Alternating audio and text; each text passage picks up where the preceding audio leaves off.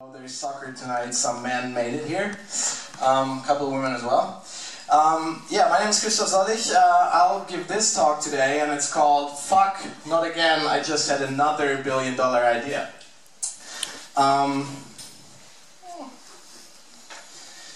I want to talk about why we all sort of know that ideas don't matter, because everybody tells us and says it's all about team and execution or whatever. It's not about the idea, but we still go nuts about our ideas.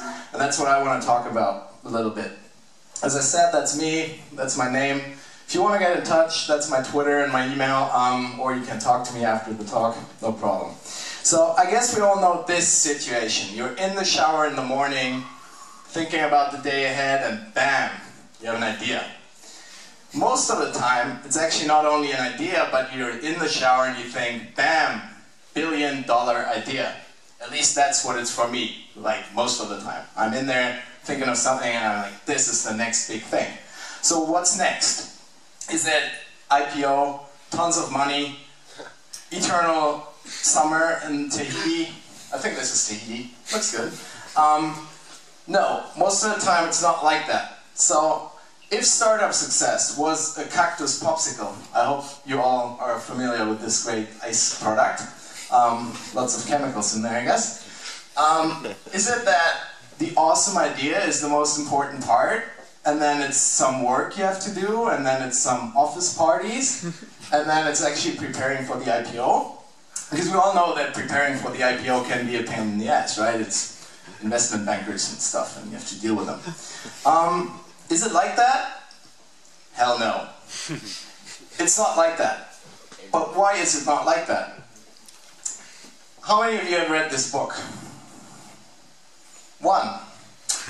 You should all read it. The good thing is, I don't want to talk about what's in the book, but I want to say something completely else, and I just need the title. Because the title is Where Good Ideas Come From.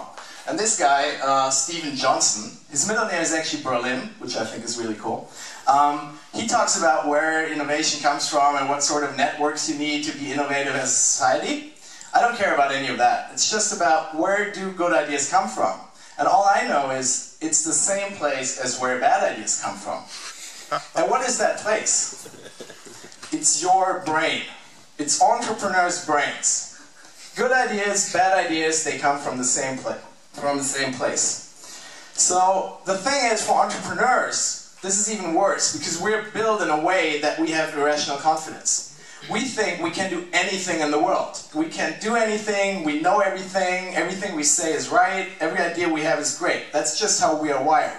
And we have to be, because otherwise we wouldn't leave this lifestyle behind for this lifestyle, just for the tiny, tiny, tiny chance to be the next this guy. Or maybe he's not such a good example, but this guy, I don't know, or maybe these guys, whatever. It's not about that. It's just, we give something up, because we're all smart people, we can all have jobs, we give it up for the chance to have something better. So we have to be irrationally confident that we will actually succeed in the new thing we do. If we know that we have good ideas and bad ideas, and they come from the same place, and we can't really tell them apart just in our brain, then how can we tell them apart? The question is, how do we find out if our idea that we have is a good one or a bad one? Of course, Stephen Blank, I don't know if you're familiar with his work, I hope you didn't have to read this book because it's terrible, but it's very good ideas that's in there. He's got a new one out that's a lot more readable. But he told us to find out by actually talking to customers, showing them our product, testing our product, finding out what they think. Now I can see in your eyes that you think, wow, talk to customers? That's scary. It is scary, because it might be this guy. You never know, depending on your product. People are out there, they're weird, you don't want to talk to them. I know it sucks, but you have to do it. Why does it suck though? It's because ideas are sexy. Because there are no women in the room, I'll leave this chart on a little longer. Ideas are sexy. Customer validation, not so sexy. The other thing with customer validation is it's really, really dangerous. Not physically, but mentally it's dangerous, because for you as an entrepreneur, your idea is what you love most in the world, unless you have a girlfriend, whatever. So your idea in your mind is like this cute puppy. It's cute, you want to hug it 24 hours, you want to pet it, you love it to death. But then when you go out and you try to do customer validation, you might actually find out that the cute puppy that lived in your mind is actually this. I'm not even looking at it. I had different dog pictures I wanted to put in there, but I couldn't do the presentation with the pictures in there, so this one was like, oh god. So anyway, when you find out through customer validation that your idea isn't a cute puppy, but this one, it can be really tough. Now you ask yourself, then, is it even worth doing it? Like, is it worth trying to find out if my idea is any good by doing customer validation? Hell yeah. I hope you all know this guy, right? Who is it? Amen. No? Amen founder. Yeah, Amen founder, exactly. That's jokes that get lost when you don't know these people, but anyway. The thing is, why it's still worth doing is it might lead you to this, the world's greatest sandwich. And of course, the world's greatest sandwich is this. It's toast, right? Toast in this case being a problem, a pain that somebody actually has. Now look at this. Pain, French, bread, the second ingredient you need for this greatest sandwich in the world is peanut butter. Of course, we all know. Which in this case is the solution. You can fix the problem that somebody has. And now is where it's getting really dangerous. Because you think peanut butter and bread, that's already a pretty good, like a solid meal at least for people in startups or university or whatever. But the thing is, it can be really unfulfilling if you're missing the third ingredient that really makes it the greatest sandwich in the world, and that of course is Nutella. If you haven't eaten this, toast and peanut butter and Nutella, you should start doing it. It's really good. Of course, Nutella stands for something in this one here, and this is the business model. If you have bread, you have peanut butter, you have a problem, you have a solution, that's okay, but you really need a business model to make it work. So business model means that people are actually paying you more than it costs you to build this solution to their problem. I hope you're getting hungry now and going home and doing one of these for you. You have to toast the bread, and when it's still warm, you put peanut butter on one side and Nutella on the other, and you put it all together. It's brilliant. It tastes like Mars or Snickers on bread. That's what it is, basically. So before you start eating that, as an entrepreneur, you have to find balance. And you have to find balance between two different sides of the same thing. The first one is, that's balance, is you basically have to fight to your own death for your idea. Because that's what you have to do to make it a success. It's not happening, it's not easy. You have to fight for it. But on the other hand, and that's where it's getting tricky, you have to be willing to kill your idea or change your idea at any moment in time. So that's really hard to do. You have to fight for your idea, you have to believe in it, but then when you find out customers don't need it, customers ask for something else, you have to change. So that's something that's really hard. But I have two things for you that might help you do it. It's still not going to be easy, but it might help a little.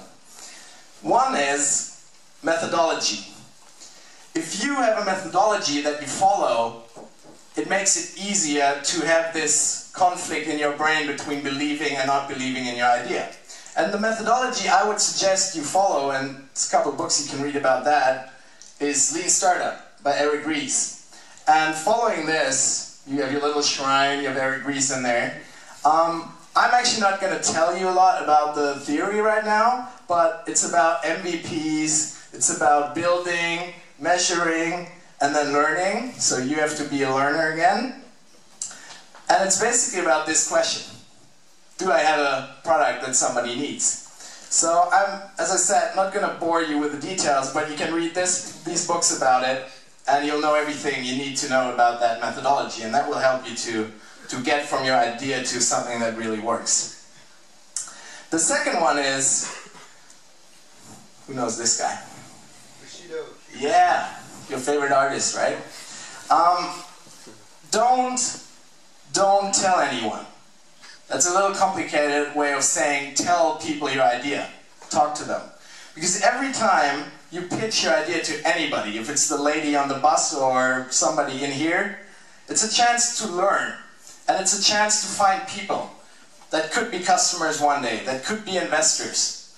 that could be employees, that could be co-founders, or the love of your life, whatever, but pitch your idea. Because it can also get you the right questions. People ask you about your idea, and you'll think about it, and it will make your idea better. They'll give you great feedback. And by talking to people that come from a different way of life, you will see your idea through different eyes, and you'll see a different perspective on your ideas. Another thing that you have to think about with your idea is pitchability. That's a word that doesn't exist, but I'm going to copyright it. Pitchability, what does it mean? It means, can you pitch your idea in a way that people understand? And it can tell you a lot about your idea. Because if it's really, really hard for you to find a good pitch for your idea, then maybe your idea isn't really finished in your brain.